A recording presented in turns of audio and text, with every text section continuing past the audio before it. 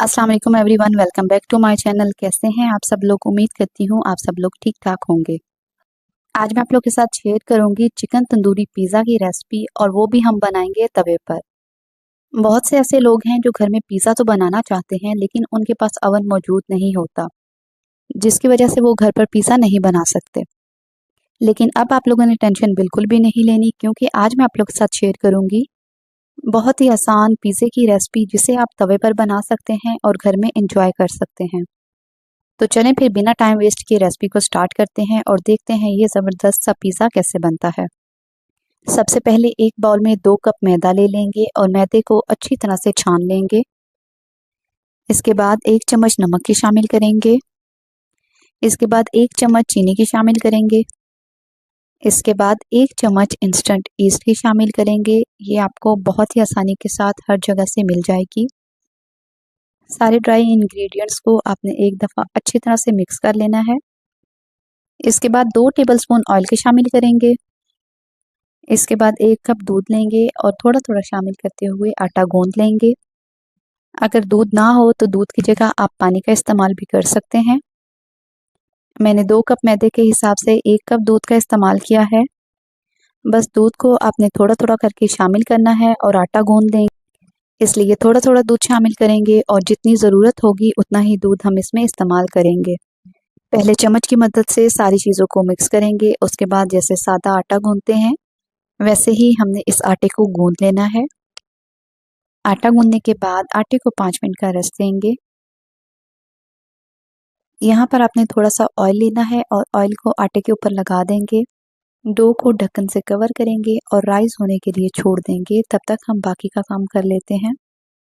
Pizza stuffing के लिए सबसे पहले 300 ग्राम बोनलेस चिकन लेंगे और चिकन को छोटे छोटे क्यूब्स में काट लेंगे। इसके बाद इसमें 1 चम्मच लाल मिर्च का पाउडर शामिल करेंगे। आधी चम्मच काली मिर्च या सफ़ेद मिर्च की शामिल करेंगे। मैंने काली मिर्च का इस्तेमाल किया है। स्टफिंग को मज़ेदार सा तिक्का फ्लेवर देने के लिए 1 से 1.5 चम्मच तिक्का मसाला की शामिल करेंगे। आधी चम्मच नमक की शामिल करेंगे। आप अपनी मर्ज़ी के मुताबिक नमक कम या ज़्यादा कर सकते हैं। इसके बाद इसमें 2 टेबलस्पून ऑयल के शामिल करेंगे। 3 से 4 चम्मच दही के शामिल करेंगे। ख्याल रहे कि दही बहुत ज़्यादा खट्टा ना हो। इसके बाद सारी चीज़ों को अच्छी तरह से मिक्स कर लेंगे। अगर आपके पास मैरिनेशन का टाइम हो तो आपने 1 से 2 घंटे के लिए सारी चीज़ों को मैरिनेट करके रख देना है, या फिर आप इसे डायरेक्टली भी पका सकते हैं। अब इस चिकन को तैयार कर लेते हैं। सबसे पहले आपने आंच को तेज़ रखना है और 1 मिनट के लिए तेज़ आंच पर पकाना है। जब चिकन अपना कलर चेंज कर ले तो उसके बाद आपने आंच को स्लो कर देना है और स्लो आंच पर कम से कम इसे 7 से 8 मिनट के लिए पकाएंगे, क्योंकि चिकन के पीसेस बहुत छोटे हैं और चिकन वैसे भी पकने में ज़्यादा टाइम नहीं लेता, इसलिए 7 से 8 मिनट में ये चिकन अच्छी तरह से तैयार हो जाएगा। चिकन तकरीबन तैयार हो चुका है, लेकिन मैरिनेशन करते टाइम मैं इसमें गार्लिक पेस्ट और हरी मिर्चों का पेस्ट डालना भूल गई थी। इस स्टेज पर मैं इसमें गार्लिक पेस्ट शामिल नहीं करूँगी। गार्लिक पेस्ट की जगह गार्लिक पाउडर का इस्तेमाल करूँगी। आधी चम्मच मैंने इसमें गार्लिक पाउडर की डाली है और साथ ही आधी चम्मच हरी मिर्चों का पेस्ट भी शामिल कर दूँगी।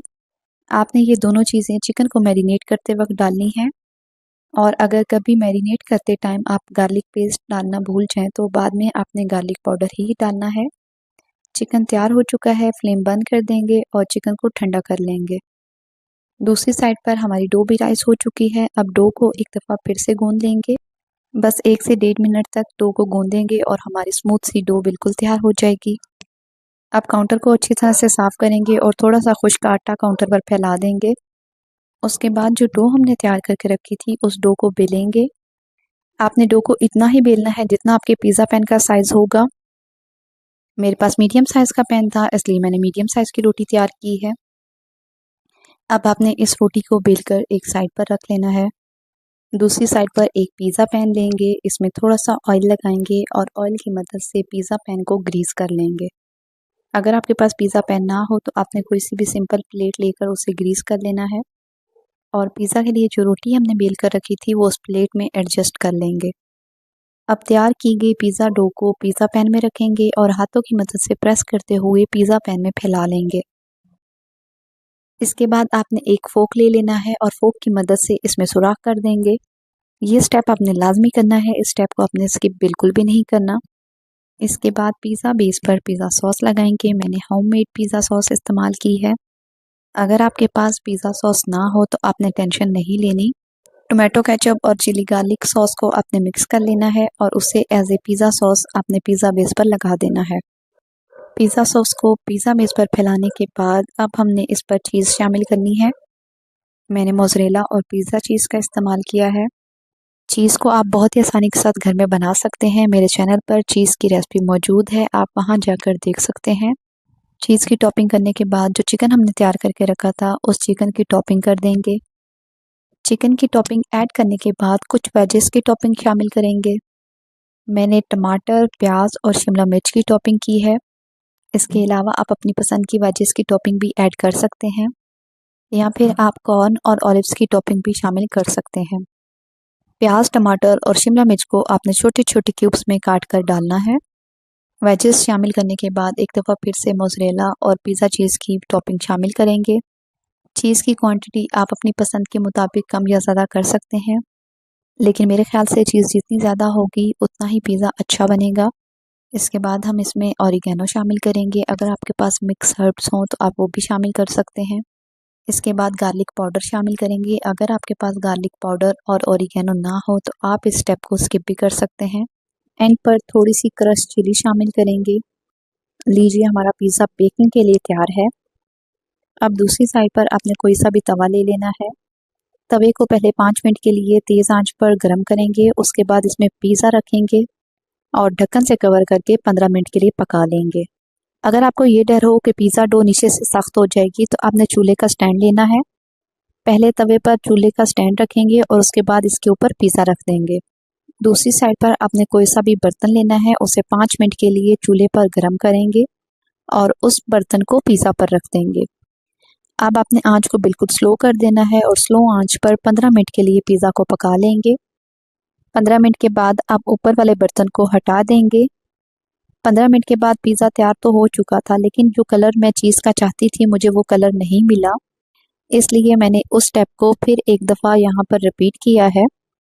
उसी बर्तन को आप 5 मिनट के लिए चूल्हे पर गर्म करेंगे और उसके बाद पिज़्ज़ा पर रख के कम से कम 5 मिनट के लिए मज़ीद पका लेंगे और चूल्हे की आंच बिल्कुल स्लो होनी चाहिए। 5 मिनट मज़ीद पकाने के बाद पिज़्ज़ा तैयार हो चुका है और आप देख सकते हैं कि पिज़्ज़ा पर गर्म बर्तन रखने की वजह से चीज़ का कलर भी चेंज हो चुका है और हमारा पिज़्ज़ा ऐसे नज़र आ रहा है जैसे हमने इसको ओवन में बेक किया हो। वीडियो देखते देखते अगर आप इस स्टेज पर आ चुके हैं और आपको मेरी वीडियो ज़रा सी भी अच्छी लगी हो तो लाइक शेयर कर दें और अगर आप मेरे चैनल पर नए हैं तो मेरे चैनल को भी सब्सक्राइब कर दें ताकि मेरी नई आने वाली वीडियोस आप लोग को मिलती रहे। जो लोग पिज़्ज़ा लवर्स हैं और घर में पिज़्ज़ा बनाना चाहते हैं, ये चिकन टिक्का पिज़्ज़ा की रेसिपी उनके लिए परफेक्ट है। मेरे घर में ये पिज़्ज़ा सबको बहुत ही पसंद आया था। आपने एक दफ़ा रेसिपी को ज़रूर ट्राई करना है और मुझे कमेंट सेक्शन में आपने बताना है कि आपसे ये पिज़्ज़ा कैसे बना। मेरी आज की रेसिपी आप लोग कैसी लगी कमेंट सेक्शन में ज़रूर बताइएगा। मुझे आपके फीडबैक का इंतज़ार रहेगा। आज के लिए बस इतना ही। मिलती हूँ किसी न्यू वीडियो में किसी न्यू रेसिपी के साथ। तब तक के लिए टेक केयर। अल्लाह हाफिज़।